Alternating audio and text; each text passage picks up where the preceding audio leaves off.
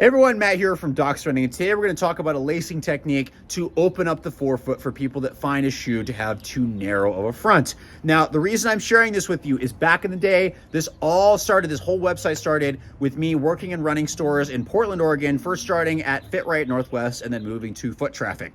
So when you started working in a running store, people started teaching you things. You learn stuff. And as a shoe geek and somebody who was trying to find shoes that work for me, I struggled with the fact that at that time, we didn't have a lot of shoes with wide forefoots. And even though I have a normal width foot, my foot is very sensitive to being compressed. So for those of you who maybe feel like your toe is getting smashed a little bit on the inner side, or your pinky toe is getting smashed because things are too low or too narrow, this is a technique you can utilize if you really like all the other components of a shoe, but you just want a little bit more width in the forefoot. So this is a good technique that I used to utilize not only for myself, but for customers to go, hey, you like this shoe or you have a shoe and this is just the only issue, let's modify this and still make sure you're happy with it. Because I was lucky to work in a place where they didn't care about how many shoes I sold, just making sure I provided good customer service. So shout out to both those stores. Unfortunately, Fit Right does not exist anymore, but Foot Traffic does. If you're there locally, please check them out.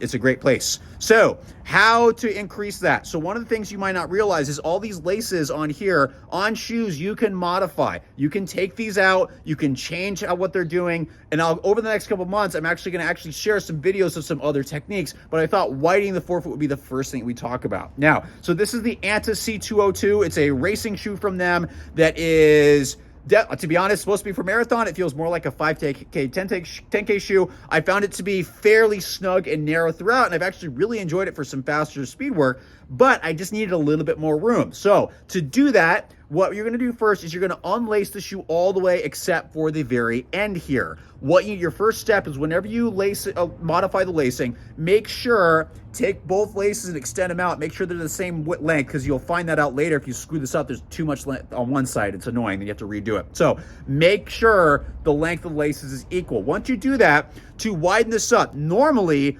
companies would start crossing and lacing right here, which pulls the upper up around your foot and locks things down. If that's pulling a little too much and you want to be a little more width, what you do is instead of crossing, you actually keep going straight up. And I'll show you this and hopefully not drop this shoe. This is what this looks like on this side, and we're going to do the same thing on the other side. Okay, so step 2 basically is after you've evened the laces out, you're going to come up and back in, okay, and not cross yet. Now, some people, this actually might be enough as just missing that initial cross and then starting here. I personally, if you're really going for this, would go another level up where, again, don't cross yet. Now that you're underneath, you come back up into the one above, just like this. And now you can begin lacing, because instead of having the cross that would normally pull up there, now you've skipped that and you've got a little bit more volume and width right here. So now you can start crossing and lacing this normally, which I'm not going to do all the way up just for time's sake. Please remember, if you've got a shoe that has a lace, like it needs to lock into the tongue, do not forget that.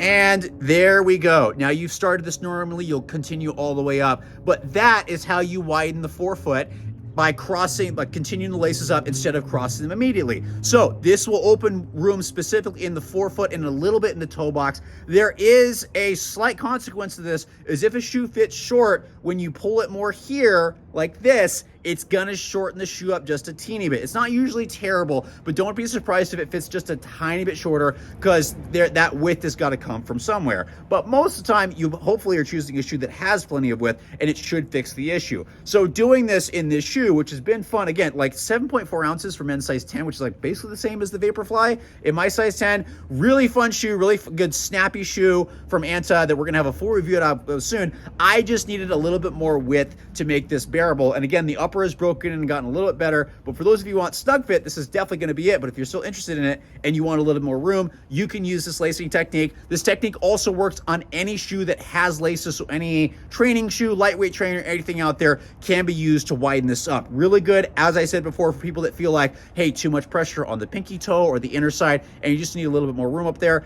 That is how you can modify your shoes, because you should never be afraid to modify them, because no shoe is going to be made perfectly for you unless you're lucky enough to have a custom-made shoe. So the goal is always, which is something that's very integral to what we do at Dr. Running, is helping you find the shoes that work best for you, and that sometimes means you have to modify them a little bit.